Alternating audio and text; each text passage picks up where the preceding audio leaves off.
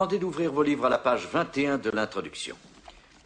Monsieur Perry, voulez-vous lire le paragraphe d'introduction à la préface intitulé « Comprendre la poésie ». Comprendre la poésie par le docteur en littérature J. Evans Pritchard. Pour tenter de comprendre le schéma profond de la poésie, nous devons tout d'abord nous familiariser avec ses dimensions, rythmes et figures de rhétorique, puis nous poser deux questions. Jusqu'à quel point l'objectif de l'œuvre est-il habilement atteint et quelle est l'importance de cet objectif? La première question évalue la perfection du poème, la seconde son importance. Et une fois que nous avons obtenu la réponse, déterminer la valeur d'un poème n'est plus qu'un jeu d'enfant. Si pour la perfection, la note attribuée se chiffre sur une ligne horizontale et qu'en ce qui concerne l'importance, la notation s'établit le long d'une ligne verticale, le calcul de la superficie totale du poème nous donne la mesure de sa valeur.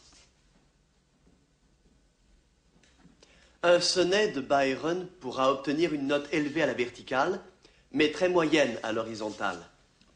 Par contre, un sonnet shakespearien dont la notation serait très haute aussi bien à l'horizontale qu'à la verticale obtiendrait une énorme superficie qui prouverait qu'il s'agit d'une œuvre tout à fait remarquable.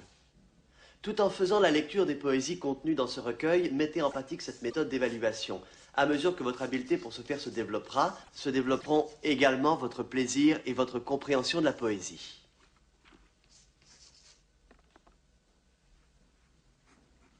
De la crotte. C'est ça l'œuvre de M. J. Evans Pritchard. Nous ne faisons pas de graphisme, nous parlons poésie. On ne juge pas la poésie comme on juge un orchestre populaire. J'adore Byron, je lui donne 18 sur 20, mais je ne peux pas danser dessus. Alors j'aimerais que vous arrachiez cette page-là. Allez-y. Un bon mouvement, arrachez la page. Vous avez bien entendu, arrachez-la. Allez, arrachez.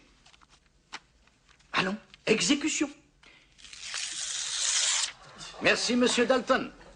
D'ailleurs, j'y pense, arrachez donc l'introduction au complet, messieurs. Je veux que cette saleté disparaisse, qu'il n'en reste rien. Un peu de l'air, hop! Envolez ce cher J. Evans Pritchard avec son doctorat. Arrachez, déchirez, déchiquetez. Je veux n'entendre que le déchiquetage de monsieur Pritchard et de ses mauvaises pensées. Ce n'est pas la Bible, vous n'irez pas en enfer. Je peux pas déchirer. Allez, enlevez toute l'introduction, il ne doit plus rien rester. On va se faire disputer. J'obéis à ton prof, allez, arrache. Arrachez, c'est ça, arrachez. Hey, c'est marrant. Oui, hein?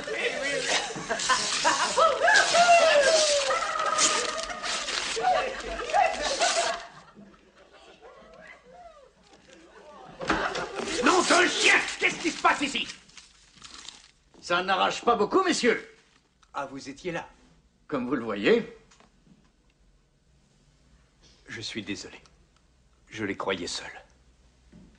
Je suis là. Ah, vous êtes là. Excusez-moi. Allons, messieurs, continuez. Nous avons déclaré la guerre, la bataille fait rage. Et attention, les victimes pourraient en être vos cœurs et vos âmes. Merci, monsieur Dalton. Des armées de diplômés, de docteurs, merci. Enfermant la poésie dans des graphiques. Non, nous ne voulons pas de cela ici. Fini, monsieur Pritchard. À présent, vous allez réapprendre à penser par vous-même, mes petits messieurs. Vous allez apprendre à savourer, à vous délecter de votre langue. Peu importe ce que les autres vous diront. Les mots et les idées ont la faculté de changer le monde. Je regarde monsieur Pitts qui va se dire, qu'est-ce que la littérature du 19e siècle a à voir avec des études commerciales ou la médecine, non? Pas vrai? Peut-être. Monsieur Hopkins est peut-être d'accord, lui aussi. Il se dit, ah oui, nous devrions simplement étudier notre monsieur Pritchard, dresser des graphiques, apprendre des vers par cœur et nous occuper plutôt de choses un peu plus sérieuses. Je vais vous confier un secret. Rapprochez-vous. Rapprochez-vous!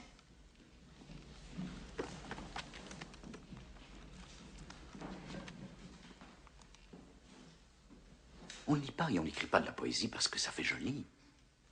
Nous lisons et nous écrivons de la poésie parce que nous faisons partie de la race humaine et que cette même race foisonne de passion.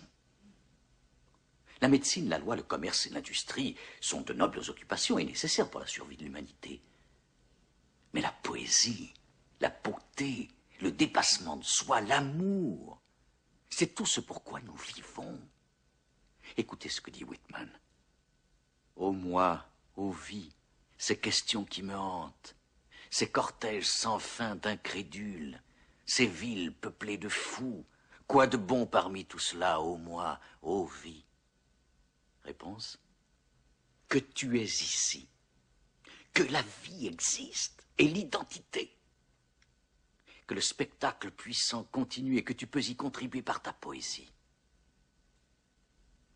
Que le spectacle puissant continue et que tu peux y contribuer par ta poésie. Et vous, quelle sera votre poésie?